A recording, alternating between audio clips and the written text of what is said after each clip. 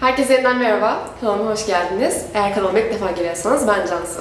Bugünkü videomda Ruslar ve Türklerin benzerliklerinden bahsetmek istiyorum. Bildiğimiz gibi Ruslar ve Türkler her ne kadar din ve kültür açısından çok farklı olsalar da aslında gerçekten de birbirine çok benzeyen iki millet. Bunu söylüyorum çünkü ben gerçekten 4 senedir burada yaşıyorum ve bazı benzerliklerimizi buldum ve size anlatmak için de not ettim. Eğer hazırsanız o zaman hemen videoya geçelim. Ruslar da Türkler gibi batıl inançlılar. Hatta Türklere göre daha da batıl inançlı olduğunu söyleyebilirim. Örnek vermek gerekirse, Rusya'da da eğer güvercin kafanızı pislettiği zaman bu para geleceğine işaret. Yani bizim gibi böyle deli gibi koşup hemen piyango oynamıyorlar ya da lotoya paralarını yatırmıyorlar ama büyük bir paranın geleceğine inanıyorlar. Ruslar her ne kadar Hristiyan olsalar da aslında Christmas'ı ya da Noel'i Aralık sonunda kutlamıyorlar. Ortodoks olduklarından dolayı Noel günleri Ocağın ilk günlerine denk geliyor ama Ruslar da Türkler gibi daha çok yeni yıl kutluyorlar ve yeni yıl birbirlerine hediye vermeyi seviyorlar. Onun dışında toplanıp bir şeyler yemeyi içmeyi seviyorlar. Yani bize bayağı benzerler bu konuda. Ruslar da Türkler gibi eli boş misafirliğe gitmeyi sevmezler. Eğer bir misafirliğe gideceklerse mutlaka öncesinde ya ararlar sorarlar bir şeye ihtiyaç var mı diye. Eğer aramasalar da mutlaka ya bir çay, bir çikolata bir şeyler mutlaka getirirler. Türkiye'de nasıl banyodan çıkan kişiye bir sanatlar olsun deriz, Rusya'da da banyodan, duştan ya da Rus hamamı olan banyolardan çıkan insanlara Slyokhin parım deniyor. Bu da aslında biraz da sağlıklı olsun manasına gelebiliyor.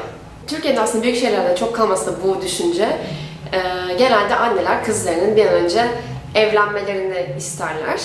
Belli bir yaştan sonra hatta evde kaldığı muhabbeti yaparlar. Ama dediğim gibi Türkiye'de bu çok fazla kalmadı. Rusya'da ise tam tersi, anneler kızlarının bir an önce evlenip evden gitmelerini istiyorlar.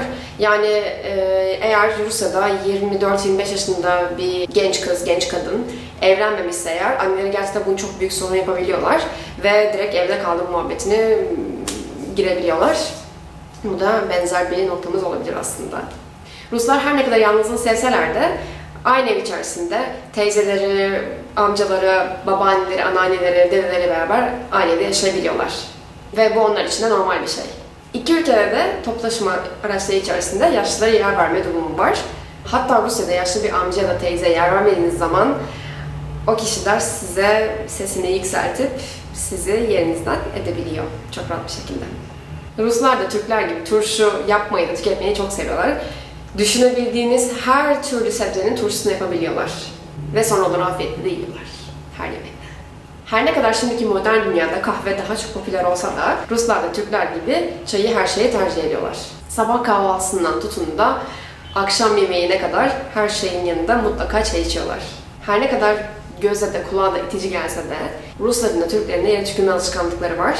Umuyoruz ki en kısa zamanda bu kötü alışkanlıkları iki ülkenin milleti de bırakacak. Evet, benim bulabildiğim maddeler bu şekildeydi. Eğer sizin de bildiğiniz ya da düşündüğünüz benzerlikler varsa bu iki millet arasında aşağı mutlaka yorum olarak bırakmayı unutmayın.